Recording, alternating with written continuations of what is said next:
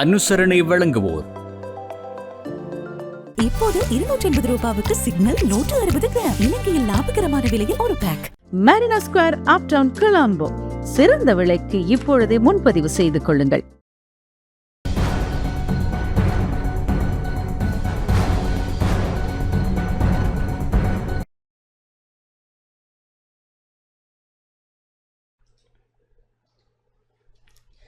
வணக்கம். டான் தமிழொலியின் இரவு நேர பிரதான செய்தி அறிக்கைகள். செய்திகளுக்காக இணைந்திருக்கும் நான் ரோஹிணி இருந்தவ செல்வம். முதலில் தலைப்புச் செய்திகள்.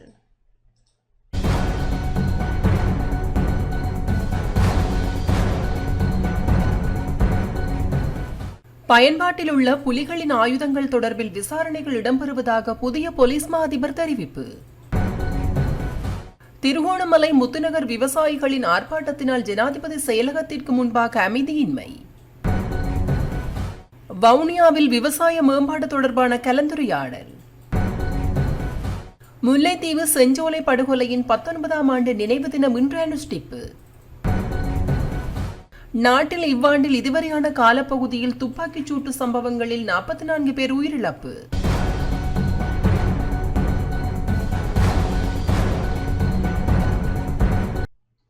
தொடர்வது முதன்மை செய்திகள்.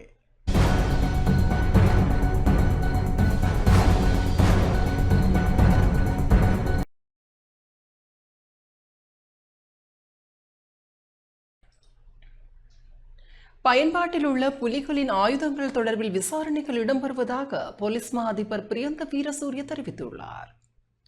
முன்னாள் விடுதலை புலிகளின் ஆயுதங்கள், முப்படைகளின் ஆயுதங்கள் மற்றும் திருடப்பட்ட துப்பாக்கிகள் என்பன தற்போது நாட்டில் கணிசமான எண்ணிக்கையில் புழக்கத்தில் இருப்பதாக போலீஸ் மா அதிபர் பிரியந்த வீரசூரிய தெரிவித்துள்ளார்.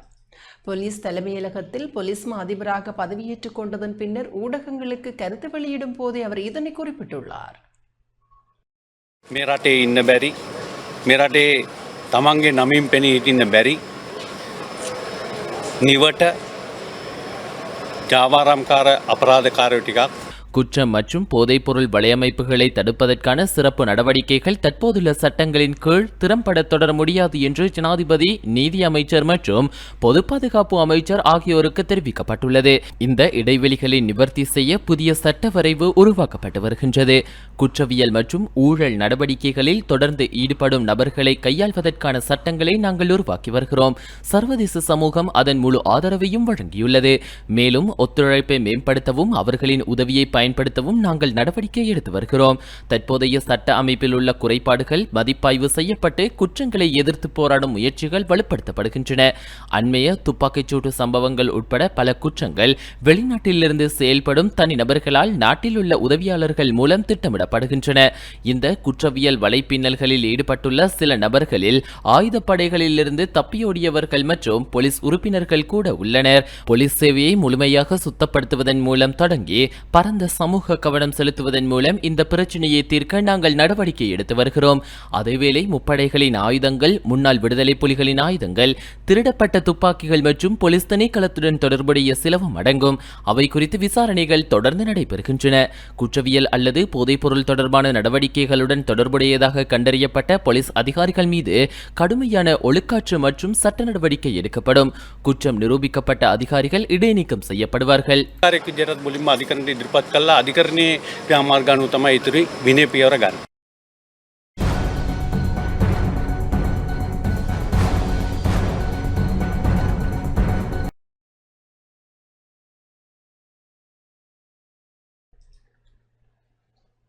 திருகோணமலை முத்துநகர் விவசாயிகளின் ஆர்ப்பாட்டத்தினால் ஜனாதிபதி செயலகத்திற்கு முன்பாக அமைதியின்மை ஏற்பட்டது.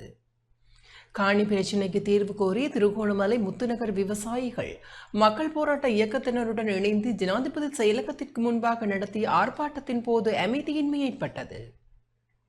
ஆர்ப்பாட்டத்தில் ஈடுபட்டவர்களுக்கும் போலீசாருக்கும் இடையே ஏற்பட்ட வாயுத்தர்க்கத்தை அடுத்து இந்த அமைதியின்மை ஏற்பட்டது.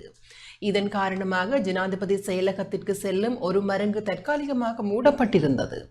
இந்த ஆர்ப்பாட்டக்காரர்களை கலைப்பதற்காக போலீஸ் கலகம் அடைக்கும் பிரிவினர் ஜனாதிபதி செயலகத்திற்கு முன்பாக வரவழைக்கப்பட்டிருந்தனர். இதன்போது ஆர்ப்பாட்டத்தில் கலந்து கொண்ட ஒருவர் இவ்வாறு கருத்து வெளியிட்டார்.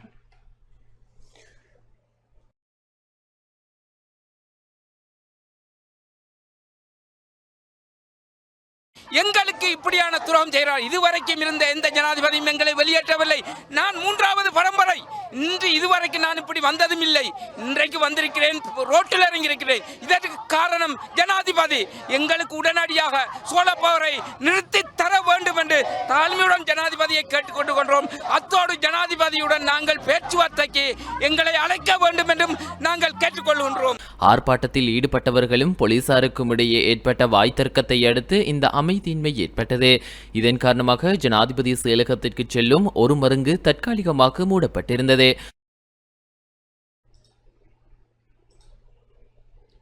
கல்வி, உயர்கல்வி மற்றும் தொழிற்கல்வி அமைச்சுக்கு நியமிக்கப்பட்டுள்ள தன்னார்வ ஆலோசனை சபை உறுப்பினர்களுக்கு நியமன கடிதங்கள் வழங்கப்பட்டன.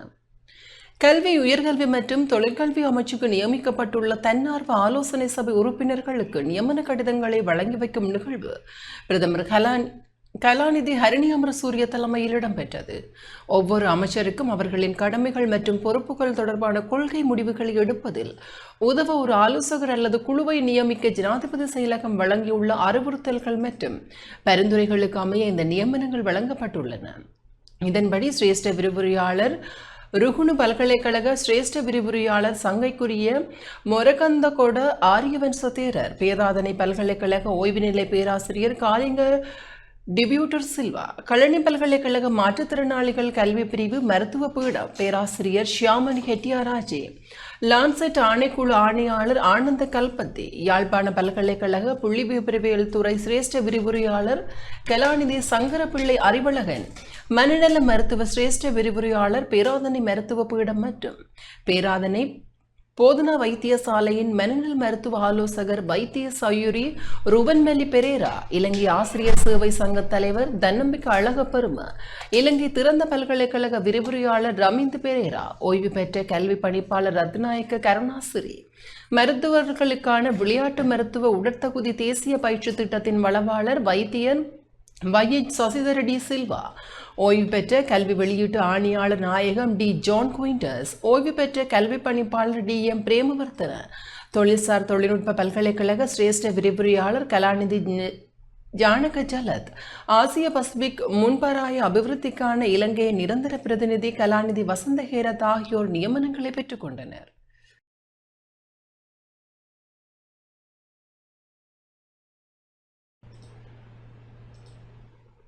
விவசாய மேம்பாடு தொடர்பான கலந்துரையாடல் இன்று வவுனியாவில் இடம்பெற்றது. காலநிலை மாற்றத்தை தாக்குப்பிடிக்கும் ஒருங்கிணைந்த நீர் முகாமைத்துவ கருத்திட்டம் தொடர்பான கலந்துரையாடல் விவசாய அமைச்சர் கே டி லால்காந்த தலைமையில் இன்று வவுனியாவில் இடம்பெற்றது. வவுனியா மாவட்ட செயலகத்தில் இடம்பெற்ற கலந்துரையாடலில் ஒருங்கிணைந்த நீர் மேலாண்மை திட்ட அறிமுகம் மற்றும் நிதி திட்ட செயல்பாடுகள் தொடர்பில் விளக்கம் அளிக்கப்பட்டது. இந்த கலந்துரையாடலில் வவுனியா மாவட்ட அரசாங்க அதிபர் சரத் சந்திர, விவசாய அமைச்சின் அதிகாரிகள், மேலதிக அரசாங்க அதிபர், பிரதேச செயலாளர்கள், விவசாய திணைக்கள அதிகாரிகள் என பலர் பங்கேற்றனர்.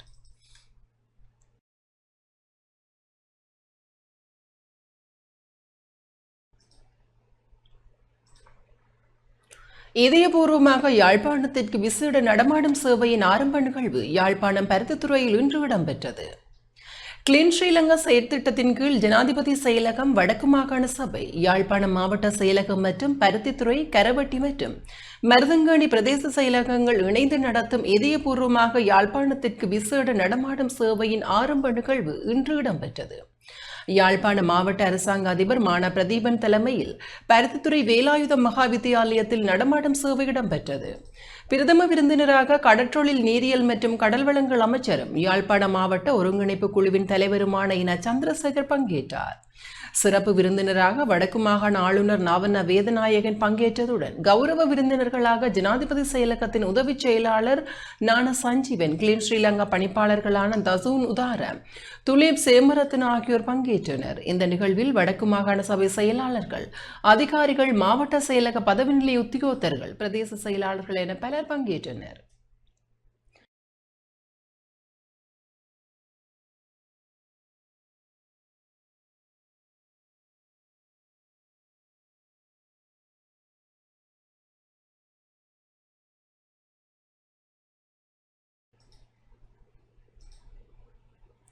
செஞ்சோலை படுகொலையின் நினைவேந்தல் படுகொலை இடம்பெற்ற இடத்தில் உணர்வுபூர்வமாக அனுஷ்டிக்கப்பட்டது. இன்று காலை இடம்பெற்ற நினைவேந்தல் நிகழ்வில் சுடரேற்றப்பட்டு மலர் தூவி உணர்வெழுச்சியுடன் நினைவேந்தல் இடம்பெற்றது. நிகழ்வில் உயிரிழந்த பிள்ளைகளின் உறவினர்கள் நாடாளுமன்ற உறுப்பினர் துரைராசா ரவிகரன், புதுக்குடியிருப்பு பிரதேச சபை தவிசாளர் வெய்யண்ண கரிகாலன், பிரதேச சபை உறுப்பினர் சீனா குகணேசன், முன்னாள் கரைச்சி பிரதேச சபை உறுப்பினர் சான ஜீவராசா, சமூக செயல்பாட்டாளர் தானா யோகேஸ்வரன் உள்ளிட்ட அரசியல் பிரமுகர்கள், சமூக செயல்பாட்டாளர்கள், பொதுமக்கள் என பலரும் கலந்து கொண்டனர். ஸ்ரீலங்கா வான்படையினர் எங்களுடைய இந்த முதலுதவி பெறுவதற்காக வந்த மாணவ செல்வங்களை கொன்று குவித்த இந்த நாளை நாங்கள் எந்த காலத்திலேயும் மறந்துவிட முடியாது. அந்த வகையிலே இந்த அவர்கள் கொல்லப்பட்ட இடத்திலேயே நாங்கள் அனுஷ்டித்து கொண்டிருக்கின்றோம். இவர்களுக்கான நீதி கிடைக்கும் வரையும் இந்த தொடர்ச்சியான இந்த இடத்தை நாங்கள் விட்டு செல்ல சென்றுவிட முடியாது என்ற வகையிலே தொடர்ச்சியாக இந்த இடத்திலே நாங்கள் நினைவு நாளை அனுஷ்டித்து வருகின்றோம். அந்த வகையிலே இந்த 53 மாணவ செல்வங்களுடைய இந்த நாளை கண்ணீரோடு இந்த இடத்திலே நாங்கள் நினைவு கூறுகின்றோம். எங்களுடைய இந்த மாணவ செல்வங்களானவர்கள் தங்களுடைய முதலுதவி வகுப்புகளை பெறுவதற்காக இந்த இடத்திலே வருகை தந்திருந்தார்கள். அவர்களை இந்த ஸ்ரீலங்கா வான்படையினர் கொன்று குவித்தது எம்மை விட்டு அகலாத ஒரு நிகழ்வாக இருக்கிறது. ஸ்ரீலங்கா வல்லாதிக்க அரசானது எமது தமிழ் மக்களை கொன்று அழிப்பதிலும் கட்டம் கட்டமாக தமிழ் மக்களை இனப்படுகொலை செய்வதிலுமே குறியாக இருக்கிறது. இது கடந்த காலம் மட்டுமல்ல, கடந்த காலங்களில் எத்தனையோ படுகொலைகளை திட்டமிட்ட வகையில் மஹிந்த ராஜபக்சர்கள் செய்தது மட்டுமல்ல, இன்று ஒரு பனி வெயில் போன்று அந்நூறு அரசாங்கமும் அதைத்தான் செய்து வருகிறது. அன்னை காலத்தில் கூட உங்களுக்கு தெரியும், எட்டிப்பாக்கம் தூரத்தில் முத்தையங்கட்டு குளத்தில் நடந்த சம்பவம் உங்களுக்கு தெரியும். இதே போன்று எமது இனத்தை அழிப்பதன் ஊடாக, எமது சந்தையை அழிப்பதன் ஊடாக எமக்கான அந்த உரிமைகளை அந்த அரசு, அந்த வல்லாதிக்க பேரணவாதிகள் அழிப்பதற்கு திட்டமிட்டுக் கொண்டிருக்கிறார்கள். இது தொடர்ந்த வண்ணமே இருக்கிறது. இவ்வாறான பச்சிலை பாடகர்களை கொண்டு அந்த அவர்களுக்கான தீர்ப்பு நிச்சயம் கிடைக்கப்பட வேண்டும். செஞ்சோலை பிள்ளைகள் என்றால் எல்லோருக்கும் தெரியும். இப்படியாக அவர்களுடைய கோர முகத்தை காட்டிக்கொண்டு நின்ற நாள், அந்த சிதறியோடிய குழந்தைகள் 53 குழந்தைகளும் 4 பணியாளர்களும் 57 பேர் இந்த இடத்திலே என்ன தொடித்து அதில் சிதறப்பட்டு அங்கங்கள் சிதறி தொடித்து இப்படி இறக்க நேர்ந்தது. இவர்களுடைய கொடூரமான செயல்கள் படிப்படியாக எல்லா இடத்திலும் தெரிந்து கொண்டிருப்பது மட்டுமல்லாமல் அன்று தொடக்கம் இன்று வரை இப்போது இறைவனுடைய அருளால் பல விடயங்கள் வெளிச்சத்துக்கு வந்து கொண்டிருக்கின்றன. நிச்சயமாக அவர்களுக்குரிய தீர்ப்பு இறைவனால கிடைக்கும்.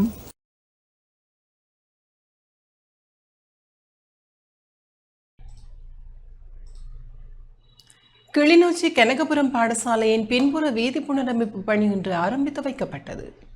கிளிநொச்சி கரைச்சி பிரதேச செயலக பிரிவிற்குட்பட்ட கனகபுரம் பாடசாலையின் பின்புற வீதி புனரமைப்பு பணி இன்று ஆரம்பித்து வைக்கப்பட்டது. போக்குவரத்து நெடுஞ்சாலைகள், துறைமுகங்கள் மற்றும் சிவில் விமான சேவைகள் அமைச்சின் உள்ளூர் வீதிகள் புனரமைப்பின் 2ஆம் கட்டத்தின் கீழ் இந்த வீதி புனரமைப்பு செய்யப்படுகின்றது. வீதி புனரமைப்பு பணிகளை தேசிய மக்கள் சக்தியின் நாடாளுமன்ற உறுப்பினர் காண இளங்குமரன் ஆரம்பித்து வைத்தார். இந்த நிகழ்வில் கிளிநொச்சி மாவட்ட அரசாங்க அதிபர் சுப்பிரமணிய முரளிதரன், கரைச்சி பிரதேச செயலாளர், வீதி அபிவிருத்தி அதிகார சபையின் கிளிநொச்சி மாவட்ட பொறியியலாளர், கரைச்சி பிரதேச சபை தவிசாளர், பிரதேச சபை உறுப்பினர்கள், கடற்றொழில் அமைச்சரின் கிளிநொச்சி மாவட்ட இணைப்பு செயலாளர், திணைக்கள உத்தியோகத்தர்கள், பிரதேச மக்கள் என பலர் பங்கேற்றனர். சுமார் 805 மீட்டர் நீளமான குறித்த வீதி 45 மில்லியன் ரூபாய் செலவில் காப்பேட் வீதியாக புனரமைப்பு செய்யப்பட உள்ளது. நான் நினைக்கிறேன் 5 வருடங்களுக்கு மேற்பட்ட காலமாக கூடுதலாக நாட்டிலே எந்த விதமான ஒரு அபிவிருத்தியும் நடைபெறவில்லை. இதற்கு காரணம், முதலாவதாக 2020ஆம் ஆண்டு கால பகுதிகளிலே எங்களுடைய நாட்டை உலகளாவிய ரீதியிலே ஏற்பட்ட கோவிட் பெருந்தொற்று, அதன் பின்னர் நாட்டிலே ஏற்பட்ட பொருளாதார நெருக்கடி, இதன் காரணமாக தேசிய ரீதியிலே இந்த ஒரு வேலை திட்டத்திற்கும் அபிவிருத்தி திட்டத்திற்கும் நிதி வழங்கப்படவில்லை. நாடு வங்குரோத் அடைஞ்சிருந்தது உண்மை. காசு இல்ல, ஒன்றுமில்லாத இந்த அபிவிருத்தி ஏங்கி கொண்டிருந்த நாங்கள் இன்றைக்கு ஒரு சுமூகமான நிலை ஒன்று ஏற்பட்டிருக்கு. மக்கள் அரசியல் ஸ்திரத்தன்மையை தந்திருக்கிறாங்க. நாங்கள் எங்க நாட்டின் ஜனாதிபதி ஒன்று சொல்லியிருந்தார், இன்றைக்கு நாங்கள் நாட்டு மக்களுக்கு பொருளாதார ஸ்திரத்தன்மை ஒன்றை குடிச்சிருக்கிறோம். எவ்வாறு இன்றைக்கு டொலத்த பெறுமதி ஸ்திரமா பேணப்படுகிறது, பொருள் விலை ஸ்திரமாக பேணப்படுகிறது, கூடி குறைய இல்லை. ஆனாலும் விலைகள் குறைக்கத்தான் வேணும், அது நியாயமான ஒன்று. ஆனா நாங்கள் இந்த ஒரு வருடமாக பொருளாதாரத்தை ஸ்திரமான பேணியதன் நிமித்தமாக எங்கட நாட்டின் மீது நம்பிக்கை ஒன்று வந்திருக்கு உலகத்துக்கு.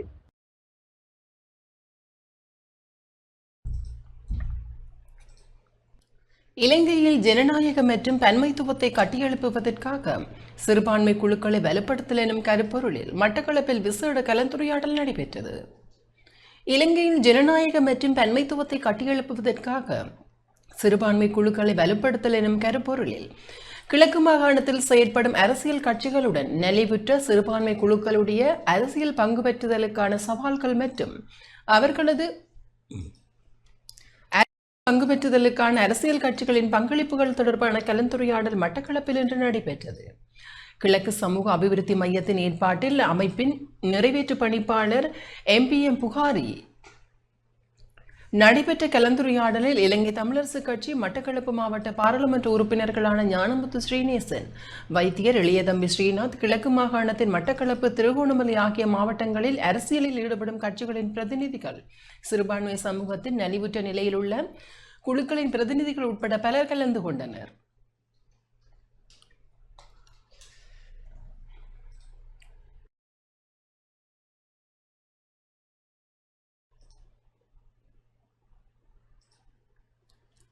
அம்பாறை ஆலியடிவேம்பு கிண்ணப்புரம் கிராமத்திற்கு குழாய் மூலம் குடிநீர் விநியோகம் ஆரம்பிக்கப்பட்டுள்ளது. அம்பாறு ஆலியடிவேம்பு பிரதேச செயலாளர் பிரிவிற்குட்பட்ட கபடாப்பட்டி மற்றும் கண்ணகிபுரம் ஆகிய கிராமங்களுக்கு குழாய் மூலமான குடிநீர் விநியோகம் ஆரம்பிக்கப்பட்டுள்ளது. ஆலியடிவேம்பு பிரதேச செயலாளர் திரவியராஜ் மற்றும் தேசிய நீர்வளங்கள் அதிகார சபையின் அக்கரைப்பற்று நிலைய பொறுப்பதிகாரி ரமேஷ் ஆகியோர் நீர் விநியோக பணிகளை ஆரம்பிக்கும் நிகழ்வில் கலந்து கொண்டனர்.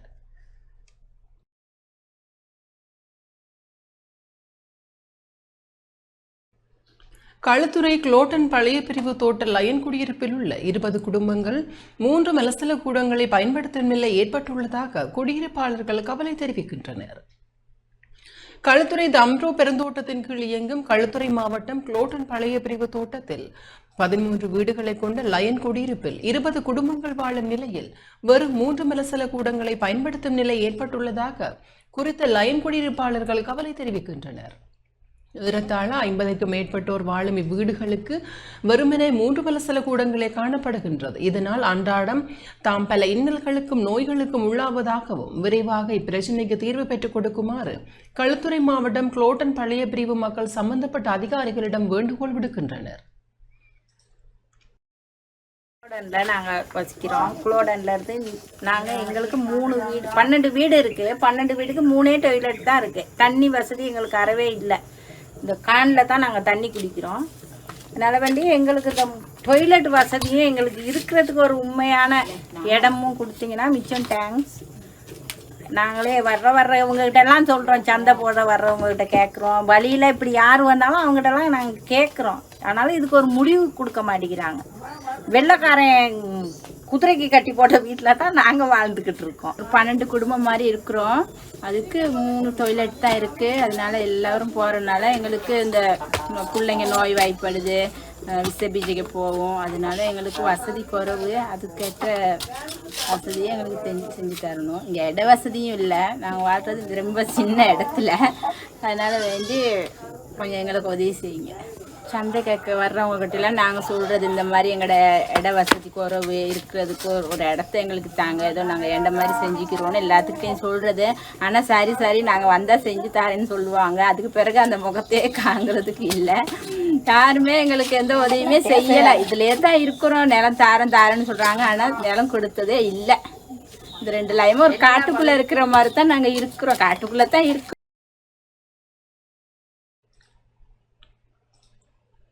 காசல்டி கடை வீதியில் கைவிடப்பட்ட நிலையில் இருக்கும் வாசிக சாலைகளுக்கு நோபுட் பிரதேச சபை தவிசாளர் விஜயம் செய்தார். காசல்டி கடை வீதியில் நிறைவு பெறாத கைவிடப்பட்ட நிலையில் இருக்கும் வாசிக சாலை கட்டிடத்தை விரைவில் புனரமைத்து மக்கள் பாவனைக்கு கையளிக்க நடவடிக்கை எடுப்பதாக நோபுட் பிரதேச சபை தவிசாளர் பிரான்சிஸ் ஹெலன் தெரிவித்துள்ளார். நோவூர் பிரதேச சபையின் 10 லட்சம் நிதி ஒதுக்கீட்டில் 2021ஆம் ஆண்டு காசல்டி கடை வீதியில் புதிதாக கட்டப்பட்ட வாசிக சாலைக்கான புதிய கட்டிட பணி முழுமை பெறாது பல வருடங்களாக பாழடைந்து காணப்பட்டது. நேற்று மாலை தவிசாளர் ஹெலன் வாசிக சாலை கட்டிடத்தை பார்வையிட்டதுடன் மக்களை சந்தித்து அது தொடர்பில் விளக்கம் அளித்தார். இதன்போது உரையாற்றிய தவிசாளர் நிர்மாண பணி நிறைவு பெறாது பாழடைந்த நிலையில் காணப்படும் வாசிக சாலை தொடர்பில் நோவூர் பிரதேச சபை கவனம் செலுத்த வேண்டும் என ஊடகம் வாயிலாக காண முடிந்தது. நான் சபையை பொறுப்பேற்று 2 மாதங்களே ஆகின்றது. எனினும் விடயம் தொடர்பில் உடனடியாக ஆராய்ந்து பார்த்தபோது 2021ஆம் ஆண்டு சுமார் 9 லட்சம் ரூபாய் நிதி ஒதுக்கீட்டில் முன்னாள் தவிசாளர் தலைமையில் இந்த சனசமூக நிலைய வேலை திட்டம் ஆரம்பிக்கப்பட்டது. எனினும் குறித்த வேலை இடையில் கைவிடப்பட்டமைக்கான காரணம் தெரியவில்லை. வேலை திட்டம் முழுமை பெறாத போதும் 6 லட்சம் ரூபாய் குத்தகைதாரருக்கு விடுக்கப்பட்டுள்ளமை தகவல்கள் மூலம் அறிய கிடைத்தது. மக்களின் வரிப்பணம் இவ்வாறு வீண்விரயமாவது ஏற்றுக்கொள்ள முடியாது. எனவே இது தொடர்பில் ஆராய்ந்து உடனடியாக மீள புனரமைத்து இந்த கட்டிடத்தை முழுமைப்படுத்தி மக்கள் பாவனைக்கு கையளிக்க நடவடிக்கை எடுக்கப்பட வேண்டும் என்று தெரிவித்தார். மேற்படி வாசிக சாலை தொடர்பாக எமது டான்ஸ் செய்தி வெளியிட்டிருந்த நிலையிலேயே தவிசாளர் உரிய இடத்திற்கு விஜயம் செய்திருந்தமையும் குறிப்பிடத்தக்கது.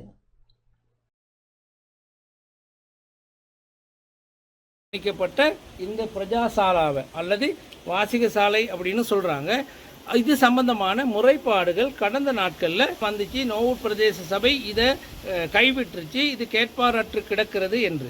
நேற்றும் எங்களோட சபையில் இந்த பிரதேசத்துக்கு உள்ள மந்திரி காமராஜ் அவர்கள் இது பற்றி வினா எழுப்பி இருந்தார். ஏன் இது முழுமையாக நிறைவு பெறாததுக்கு ஏன் நடவடிக்கை எடுக்கவில்லைன்னு கேட்க வேண்டிய கேள்வி என்னிடம் இல்லை, அந்த சபையில் உள்ள காசு பாஸ் பண்ணவங்க கிட்டையும் அதை தொடர்ந்து வழி நடத்துகிறவங்ககிட்டையும். இப்பொழுது நான் இந்த உங்களுடைய முறைப்பாடுக்கு பிறகு நான் அதை போய் பார்க்குற நேரம் அங்கே உண்மையிலேயுமே இதற்கு கிட்டத்தட்ட 6 லட்சம் ரூபாய்க்கு மேலே காசு ஒதுக்கி இருக்கிறனால நான் அப்போ அதுக்கு பெருமதியான வேலை நடந்திருக்கிறதா அல்லது என்ன நோக்கத்துக்காக இது கைவிடப்பட்டது அப்படிங்கிற விடயங்களை நான் களத்திலையும் வந்து உங்களோடையும் கேட்டுக்கொள்ளணும், நான் சபையிலையும் அல்லது உரிய சம்மந்தப்பட்டவர்களோடையும் வினாவ வேண்டும் என்பதற்காக இந்த கள விஜயத்தை நான் இந்த இடத்துல மேற்கொண்டிருக்கிறேன்.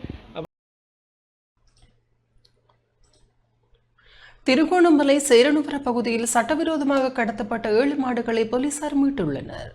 திருகோணமலை சேரனுவர போலீஸ் பிரிவிற்குட்பட்ட பகுதியில் காணாமல் போனதாக கூறப்படும் 7 மாடுகள் போலீசாரினால் இன்று மீட்கப்பட்டன. சேருவி ஸ்ரீ மங்களபுர பகுதியில் வைத்து பராமரிக்கப்பட்டு வந்த பாரதிபுரம் மேன்கமம் ஆகிய கிராமங்களை சேர்ந்த பண்ணையாளர்களின் 27 எருமை மாடுகள் கடந்த ஒரு வாரத்திற்கு முன்னர் காணாமல் போயிருந்தன. இவற்றில் 2 வயதான 7 மாடுகள் காணி ஒன்றில் மறைத்து வைக்கப்பட்டிருந்த நிலையில் போலீசாரினால் இன்று மீட்கப்பட்டன. கால்நடை கடத்தல்களில் ஈடுபட்ட நபர்கள் எவரும் கைது செய்யப்படவில்லை எனவும் சந்தேக நபர்களை கைது செய்ய போலீசார் நடவடிக்கை எடுக்க வேண்டும் என்றும் பண்ணையாளர்கள் கோரிக்கை விடுக்கின்றனர். மாடுகளில் பண்ணையாளர்களினால் இடப்பட்டிருந்த அடையாளங்களும் சிதைக்கப்பட்டு மாற்றம் மேற்கொள்ளப்பட்டும் இருப்பதாகவும் தெரிய வருகிறது. நாட்டின் அபிவிருத்திக்காக கால்நடை உற்பத்திகளை அதிகரிக்குமாறு அரசாங்கம் கூறி வருகின்ற போதும் கால்நடைகளை பராமரிப்பதற்கான மேய்ச்சல் தரைகள் இன்னும் வழங்கப்படவில்லை எனவும் விவசாயிகள் கவலை வெளியிடுகின்றனர்.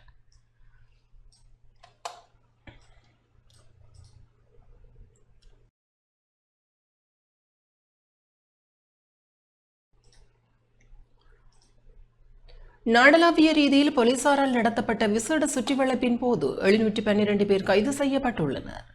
நாடளாவிய ரீதியில் நேற்று போலீசாரால் நடத்தப்பட்ட விசேட சுற்றிவளைப்பின் போது குற்றச்செயல்களில் ஈடுபட்ட சந்தேகத்தின் பேரில் 712 பேர் கைது செய்யப்பட்டுள்ளனர்.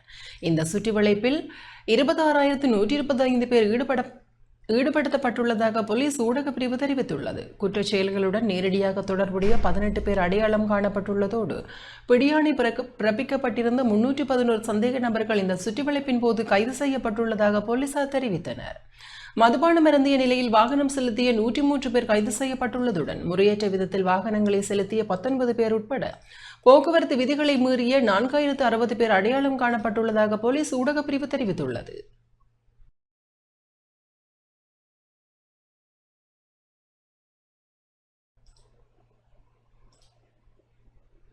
நாட்டில் இவ்வாண்டின் இதுவரையான காலப்பகுதியில் துப்பாக்கிச் சூட்டு சம்பவங்களில் 44 பேர் உயிரிழந்துள்ளனர். நாட்டில் இந்த வருடத்தில் இதுவரையான காலப்பகுதியில் 80 துப்பாக்கிச் சூட்டு சம்பவங்கள் பதிவாகியுள்ளன. துப்பாக்கிச் சூட்டு சம்பவங்களில் 44 பேர் உயிரிழந்துள்ளதுடன் 47 பேர் காயமடைந்துள்ளதாக போலீசார் தெரிவித்தனர். அதே நேரம் நேற்றைய தினம் 2 துப்பாக்கிச் சூட்டு சம்பவங்கள் மீகொடி மற்றும் ஹங்வெல் ஆகிய பகுதிகளில் பதிவாகியுள்ளன.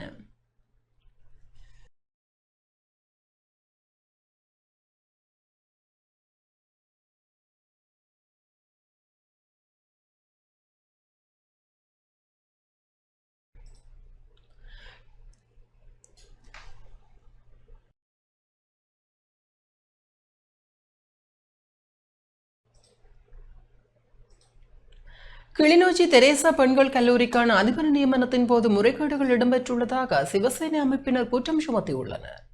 வடக்கு மாகாண கல்வி அமைச்சினால் மேற்கொள்ளப்பட்ட அதிபர் நியமனத்தில் முறைகேடுகள் இடம்பெற்றுள்ளதாகவும் அது தொடர்பில் உரிய நடவடிக்கை எடுக்கப்பட வேண்டும் எனவும் இலங்கை சிவசேனை அமைப்பினர் வலியுறுத்தியுள்ளனர்.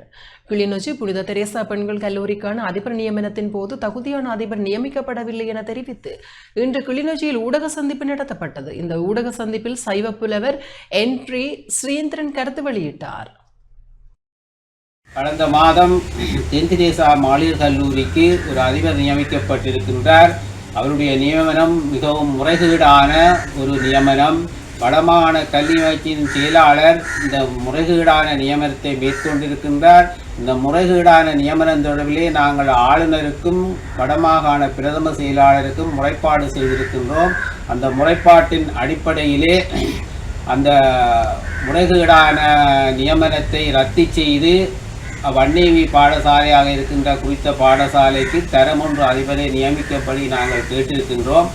இந்த முறைகேடு இன்று நேற்று மட்டுமல்ல, மிக நீண்ட காலமாக வடமாகாணத்தினுடைய கல்விப்புலத்திலே தொடர்ச்சியாக இடம்பெற்று வருகின்றது.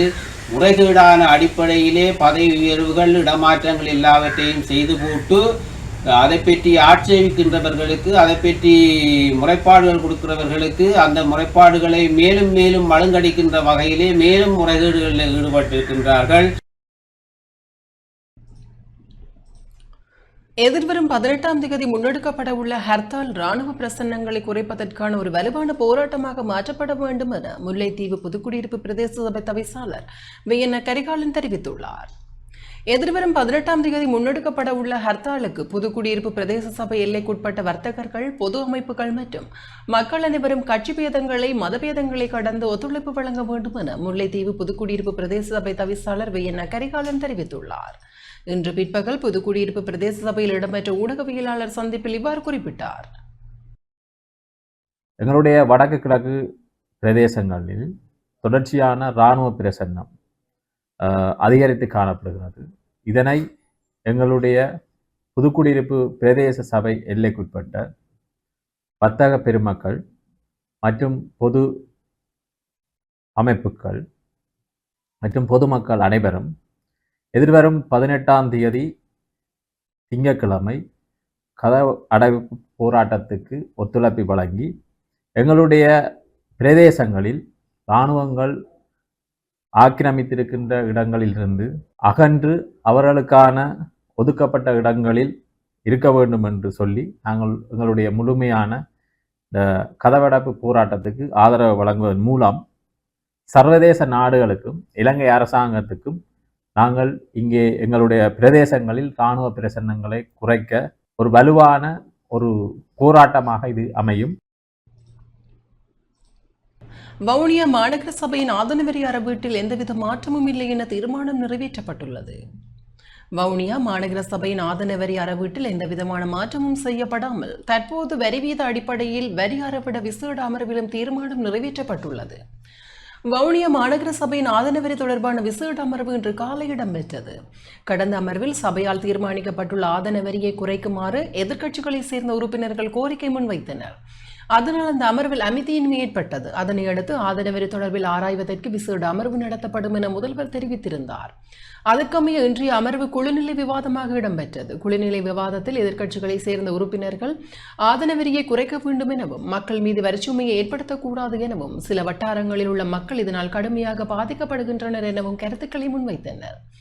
இருப்பினும் மாநகர சபை அபிவிருத்தி பணிகளை மேற்கொள்வதற்கு நிதி பற்றாக்குறை ஏற்பட்டுள்ளமை மற்றும் ஊழியர்களின் சம்பளம் போன்றவற்றை சுட்டிக்காட்டி ஆதன வரியை குடியிருப்புகளுக்கு 8% வர்த்தக நிலையங்களுக்கு 10% அறவிட வேண்டிய தேவை இருப்பதாக ஆளுந்தரப்பு உறுப்பினர்களால் தெரிவிக்கப்பட்டது. அதனையடுத்து 8க்கு 10 என்ற அடிப்படையிலேயே ஆதன வரியை அறவிடுவதுடன் அடுத்த வருடம் அதில் மாற்றத்தை செய்ய முடியுமா என்று ஆராயலாம் என குழுநிலை விவாதத்தில் தெரிவிக்கப்பட்டது. எங்களுடைய மாநகரத்தினுடைய சகல வீதிகளும் ஒன்றில தார் வீதிகளாக அல்லது காப்பெட் வீதிகளாக மாற்ற வேண்டிய ஒரு தேவை இருக்குது. அதோட சேர்த்து ட்ரைனேஜ் அதாவது எங்களுடைய வடிகால்கள் எல்லாம் சீரமைக்கப்பட வேண்டிய தேவை இருக்கு. எங்களை நம்பி எங்களுடைய மக்கள் வாக்களித்திருக்கணும். அவர்கள் நாங்கள் இப்படியான சேவைகள் அவை எதிர்பார்த்து கொண்டுதான் இருக்கணும். இந்த ட்ரைனேஜாக இருக்கட்டும், வீதிகளாக இருக்கட்டும், இது நாங்கள் ஏன் சொல்றேன்னா எதிர்பார்த்த எல்லாருக்கும், எனக்கு மட்டுமல்ல எல்லாருக்கும் வாக்களித்த மக்கள் இந்த 3 விஷயத்தையும் எதிர்பார்த்து கொண்டிருக்கீங்கள. அவர்களுக்கு இந்த தேவைகளை நாங்கள் பூர்த்தி செய்யறதோட வீதி விளக்குகளாக இருக்கட்டும், ஏனைய எங்களுடைய சேவைகளுக்கும் நாங்கள் நிதிகளை நாங்கள் செலவு செய்ய வேண்டிய ஒரு தேவை எங்களுக்கு இருக்கு. வவுனியா மாநகர சபை அமர்வுகள் இணையவழியில் நேரடியாக ஒளிபரப்பு செய்யப்பட உள்ளதாகவும் அடுத்த அமர்வில் இருந்து நேரலை நடவடிக்கைகள் ஆரம்பிக்கப்படும் எனவும் வவுனியா மாநகர சபை முதல்வர் எஸ் காண்டிபன் தெரிவித்துள்ளார். எல்லாரும் ஒத்துக்கொண்டா லைவ் போடலாம். அப்படின்னா மீடியா வெளியே விடலாம். லைவ் போடலாம். அங்க எடுத்துக்கொள்ளுங்க. அவையில கருத்துல பாதிக்க நாங்களும்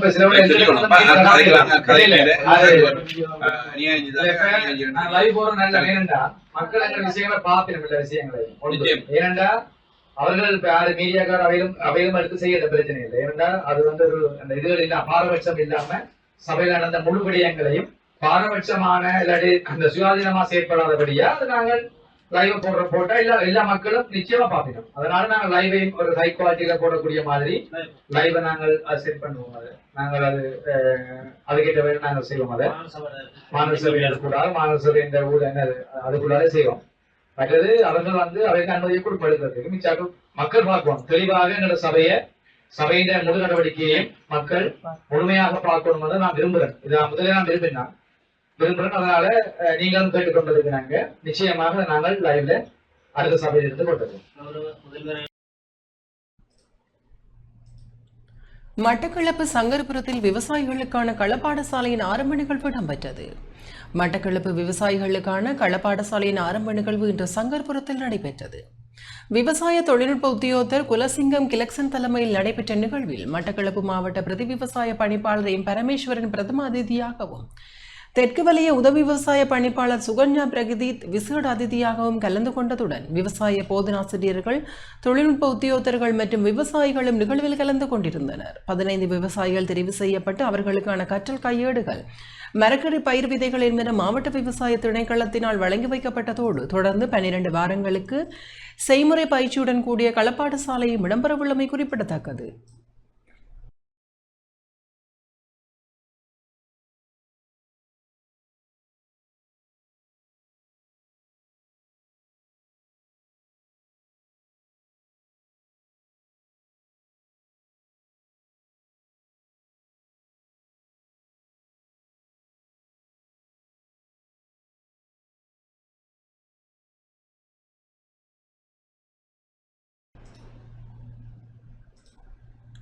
யாழ்ப்பாணம் சுன்னாகத்தில் களவாடப்பட்ட பெறுமதிமிக்க நகைகளுடன் ஊர்காவற்றுறையில் ஒருவர் கைது செய்யப்பட்டுள்ளார். யாழ்ப்பாணம் சுன்னாகத்தில் களவாடப்பட்ட பெறுமதிமிக்க நகைகள் மற்றும் கைத்தொலைபேசிகளுடன் பல்வேறு திருட்டுச் சம்பவங்களுடன் தொடர்புடைய சந்தேக நபர் ஒருவர் ஊர்காவற்றுறை போலீசாரால் கைது செய்யப்பட்டுள்ளார். இன்று காலை நாரந்தனை பகுதியில் வீதி கண்காணிப்பு நடவடிக்கையில் ஈடுபட்டிருந்த போலீசார் சந்தேகத்துக்கிடமான முறையில் நடமாடிய ஒருவரை மறித்து சோதனை செய்த போது அவரது காட்சட்டை பொக்கெட்டில் தாலிக்கோடி சங்கிலி மோதிரங்கள் பென்டன்கள் இருந்ததை அவதானித்துள்ளனர். இதனை அடுத்து அவரிடம் விசாரணைகளை மேற்கொண்ட போது அவை சுன்னாகம் பகுதியில் களவாடப்பட்டவை என தெரிய வந்தது. இதையடுத்து குறித்த சந்தேக நபரின் வீட்டுக்கு சென்று சோதனைகளை மேற்கொண்ட போது அங்கு பல நவீன கைத்தொலைபேசிகள், ஒரு தொகை பணம், இலத்திரனியல் சாதனங்கள் உள்ளிட்ட பல பொருட்களை கைப்பற்றியுள்ளதாக ஊர்காவற்றுறை போலீசார் தெரிவித்துள்ளனர். குறித்த சம்பவம் தொடர்பில் ஊர்காவற்றுறை போலீசார் சுன்னாகம் போலீசாருக்கு தகவல் வழங்கியதை அடுத்து குறித்த சந்தேக நபரையும் மீட்கப்பட்ட பெறுமதிமிக்க பொருட்களையும் சுன்னாகம் போலீசாரிடம் ஊர்காவற்றுறை போலீசார் கையளித்ததை அடுத்து சுன்னாகம் போலீசார் போலீஸ் நிலையத்திற்கு கொண்டு சென்றுள்ளனர். அண்மை காலமாக யாழ்ப்பாணத்தில் திருட்டுச் சம்பவங்கள் அதிகரித்து வரும் நிலையில் குறித்த நகைகளுடன் ஒருவர் கைது செய்யப்பட்டதை அடுத்து திருட்டுச் சம்பவங்களுடன் தொடர்புடைய விசாரணைகளில் போலீசார் தீவிரம் காட்டியுள்ளதுடன் கைது செய்யப்பட்ட சந்தேக நபரை மல்லாகம் நீதிமன்றத்தில் முன்னிலைப்படுத்த நடவடிக்கை எடுத்துள்ளதாகவும் போலீசார் தெரிவித்தனர்.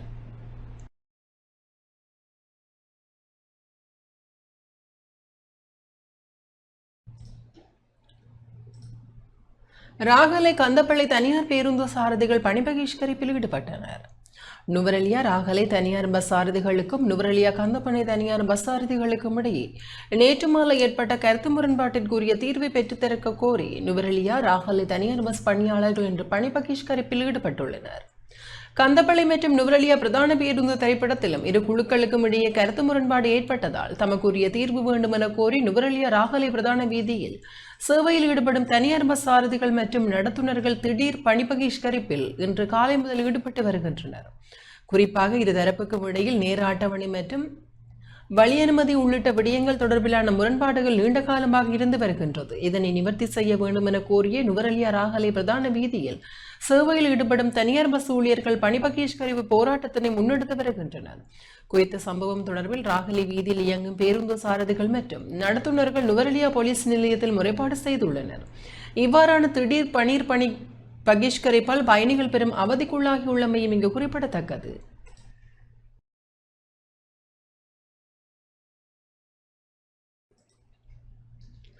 மத்திய மாகாண பயணிகள் போக்குவரத்து அதிகார சபையின் கீழ் இயங்கும் ஹட்டன் பிரதேசத்தில் சேவையில் ஈடுபடும் தனியார் பேருந்து சாரதிகள் மற்றும் நடத்துனர்களுக்கான விசேட செயலமர்வும் போக்குவரத்து சேவை அதிகார சபையின் அனுமதி பத்திரம் வழங்கும் நிகழ்வும் இன்று ஹட்டன் டிகோயா நகரசபை மண்டபத்தில் இடம்பெற்றது. ஹட்டன், முகவந்தலாவை, மஸ்கலியா, கெனிகத்தேனை, சாஞ்சிமலை, டயகம, தலவாக்கலை போன்ற பகுதிகளில் சேவையில் ஈடுபடும் பேருந்து சாரதிகள் மற்றும் நடத்துனர்கள் என 100 பேர் வரை பங்கு பெற்றினார்கள். மத்திய மாகாண பயணிகள் போக்குவரத்து சேவை அதிகார சபையின் தலைவர் ஆலோசனைக்கமைய ஹட்டன் தனியார் பஸ் உரிமையாளர் சங்கத்தின் வேண்டுகோளுக்கு இணங்க இந்நிகழ்வு ஹட்டனில் இடம்பெற்றது. நிகழ்வில் ஹட்டன் டிகோயா நகரசபை பிரதி தலைவர், ஹட்டன் போலீஸ் அதிகாரிகள், போக்குவரத்து சேவை அதிகாரிகள் உட்பட பலர் கலந்து கொண்டனர்.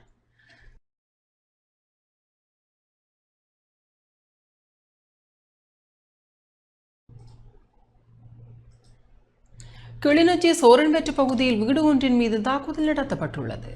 கிளிநொச்சி பழைய போலீஸ் பிரிவிற்குட்பட்ட சோரன்பேற்று பகுதியில் நேற்றிரவு வீடு ஒன்றின் மீது தாக்குதல் நடத்தப்பட்டுள்ளது. பொன்னம்பலம் சுதாகரன் எனும் குடும்பஸ்தரின் வீட்டிற்குள் நேற்றிரவு 8:30 மணியளவில் நுழைந்த இனம் தெரியாத நபர்கள் இந்த தாக்குதலை நடத்தியுள்ளனர். முகத்தை மூடி மறைத்து கத்தி, வாள்கள், பெட்ரோல் குண்டுகள் போன்றவற்றுடன் 2 மோட்டார் சைக்கிள்களில் வந்த 4 நபர்கள் வீட்டிற்குள் அத்துமுறை உழைந்து உடைமைகளை சேதமாக்கி தாக்கி சேதம் விளைவித்ததுடன் தீயிட்டு எரித்தனர் என வீட்டு உரிமையாளர் தெரிவித்தார். இந்த தாக்குதலில் 2 மோட்டார் சைக்கிள்கள், கதவுகள், கண்ணாடிகள், குளிர்சாதன பெட்டி, அலுமாரிகள், ஏனைய பெறுமதியான ஆவணங்கள், வீட்டு உபகரணங்களும் சேதமடைந்துள்ளன. வீட்டில் இருந்தவர்கள் அபயக்குரல் எழுப்ப தொடங்கியதும் தாக்குதலை மேற்கொண்ட நபர்கள் பெட்ரோல் போத்தலையும் கைவிட்டு தப்பிச் சென்றுள்ளனர். சம்பவம் தொடர்பில் பழைய போலீஸ் நிலையத்தில் முறைப்பாடு செய்யப்பட்ட நிலையில் பழைய போலீசார் மேலதிக விசாரணைகளை மேற்கொண்டு வருகின்றனர்.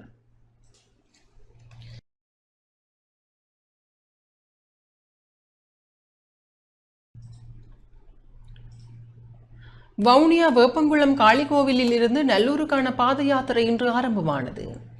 வவுனியா வேப்பங்குளம் காளிகோவிலில் இருந்து யாழ்ப்பாணம் நல்லூர் கந்தசாமி கோவிலை நோக்கி பாத யாத்திரை இன்று ஆரம்பமானது. வருடாந்தம் நல்லூர் உற்சவ காலத்தில் குறித்த பாத யாத்திரை ஆலய தர்மகத்தா சாமியம்மா தலைமையில் இடம்பெற்று வருகின்றது. இன்று ஆரம்பமான பாத யாத்திரை நல்லூர் கந்தசாமி கோவில் தேர் திருவிழா அன்று நல்லூரை வந்தடையும். இன்று காலை விசேட பூஜைகள் இடம்பெற்ற பின்னர் பக்தர்கள் புடைசூழ வவுனியாவில் உள்ள பல்வேறு ஆலயங்களையும் தரிசித்து பாத யாத்திரை ஆரம்பமானது.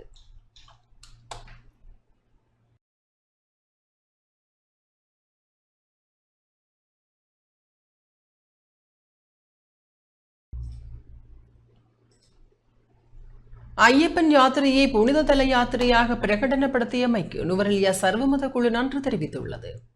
சபரிமலை ஐயப்பன் சன்னிதான யாத்திரை இலங்கை அரசாங்கத்தால் அங்கீகரிக்கப்பட்டு புனித தல யாத்திரையாக பிரகடனப்படுத்தியமைக்கு இலங்கை சமாதான பேரவை நுவரெலியா சர்வமத குழு நன்றி தெரிவித்துள்ளது. நன்றி தெரிவிக்கும் முகமாக நேற்று காலை நுவரெலியா ஐயப்பன் சன்னிதான வளாகத்தில் இடம்பெற்ற ஊடக சந்திப்பின் போது இவ்வாறு தெரிவித்துள்ளனர்.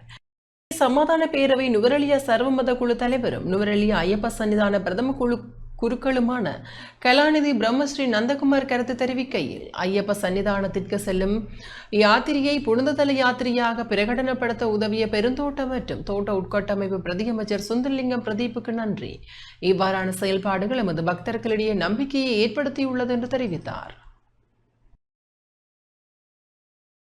கடந்த தசாப்த காலங்களாக இந்த ஐயப்பன் விரதம் ஒரு புனித விரதமாக அனுஷ்டிக்கப்பட்டு வந்திருக்கின்ற வேளையிலே எமது அரசாங்கத்தின் மூலமாக இதற்கான ஒரு அங்கீகாரம் கிடைக்காத நிலைகள் பல வருடங்களாக எமது நாட்டிலே இருக்கின்ற மதகுருமார்கள் குருசுவாமிமார்கள் போன்றவர்கள் இதற்கான பல முயற்சிகளில் ஈடுபட்டு கொண்டிருந்த வேளையிலே இதற்கு இந்த வருடம் உறுதுணையாக இருந்த தோட்ட உட்கட்டமைப்பு அமைச்சர் கௌரவ சுந்தரலிங்கம் பிரதீப் ஐயா அவர்கள், அதே போன்று எமது இந்து கலாச்சார திணைக்களம் புத்த சாசன அமைச்சும் இணைந்து இதற்கான ஒரு சரியான தீர்வு எமது இலங்கை பாராளுமன்றத்திலே கெசட் மூலமாக இதற்கான அங்கீகாரம் கிடைக்கப்பட்டது.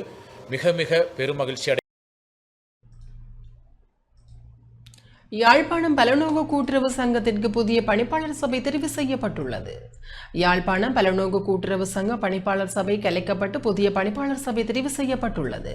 பதவியில் இருந்த நிர்வாகத்தின் முறைகேடுகள் காரணமாக பொதுச்சபை உறுப்பினர்களால் நம்பிக்கையில்லா தீர்மானம் கொண்டுவரப்பட்டு பணிப்பாளர் சபை கலைக்கப்பட்டு புதிய பணிப்பாளர் சபை தெரிவு செய்யப்பட்டுள்ளது. சங்கத்தின் புதிய தலைவராக நீக்லஸ் பிரபாகரனும் உபதலைவராக சண்முகலிங்கம் சுரேஷ்குமாரும் தெரிவு செய்யப்பட்டனர். பணிப்பாளர் சபை உறுப்பினர்களாக ராஜ்குமார், தம்பிராசா மற்றும் ஆண்டனி சில்வா ஆகியோர் தெரிவு செய்யப்பட்டனர். சங்கத்தின் தலைமை அலுவலகத்தில் வடக்கு மாகாண கூட்டுறவு திணைக்களம் தலைமையில் இடம்பெற்ற கூட்டத்தில் புதிய நிர்வாகம் தெரிவு செய்யப்பட்டிருந்தது.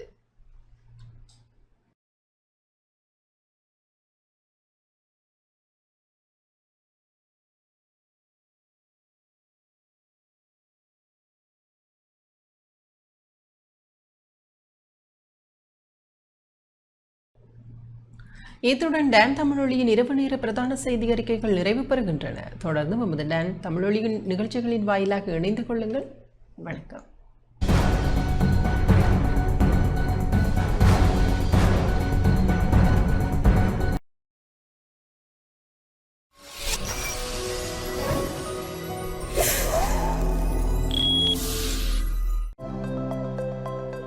அனுசரணை வழங்கியோர் இப்போது 250 ரூபாவுக்கு சிக்னல் 160 கிராம். இலங்கையில் லாபகரமான விலையில் ஒரு pack. Marina Square Uptown Colombo. சிறந்த விலைக்கு இப்பொழுதே முன்பதிவு செய்து கொள்ளுங்கள்.